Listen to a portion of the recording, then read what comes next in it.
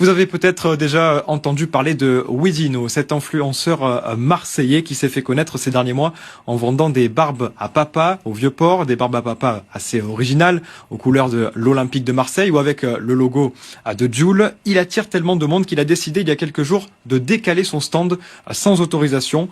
Résultat, Wedino a reçu une amende et ce malgré son succès. Les explications d'Ariane Pollert. À peine installé aux environs de 20 h, la file d'attente est déjà impressionnante. Le vendeur de barbe à papa enchaîne les créations.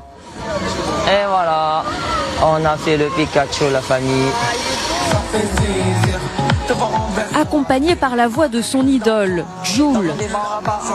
Je me suis dit, pourquoi pas faire un truc différent des autres. Essayer de faire des formes un peu personnalisées. Le plus important, c'est de voir le sourire, on va dire, sur le visage des enfants. À près de 10 € la création, le prix n'est pas un frein. La grande majorité de la clientèle est attirée par les réseaux sociaux. En fait, j'ai connu de TikTok. J'ai vu qu'il était vraiment viral. Ça fait bizarre parce que d'habitude on le voit sur l'écran et là on le voit en vrai. Comme tout le monde, on suit le buzz. Il est en train de percer, ça fait de l'animation, les petits sont contents. Sur TikTok, les lives, tous les soirs, je voyais passer et du coup ça m'intriguait. À la base, Wedino devait vendre ses sucreries dans l'un de ses stands du marché d'été.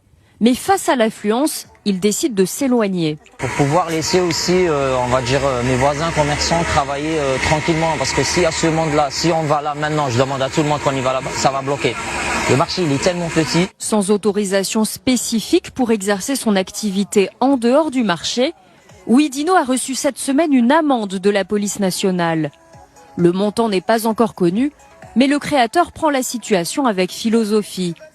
Il compte poursuivre sa production de barbe à papa sur le Vieux-Port, malgré le flou juridique.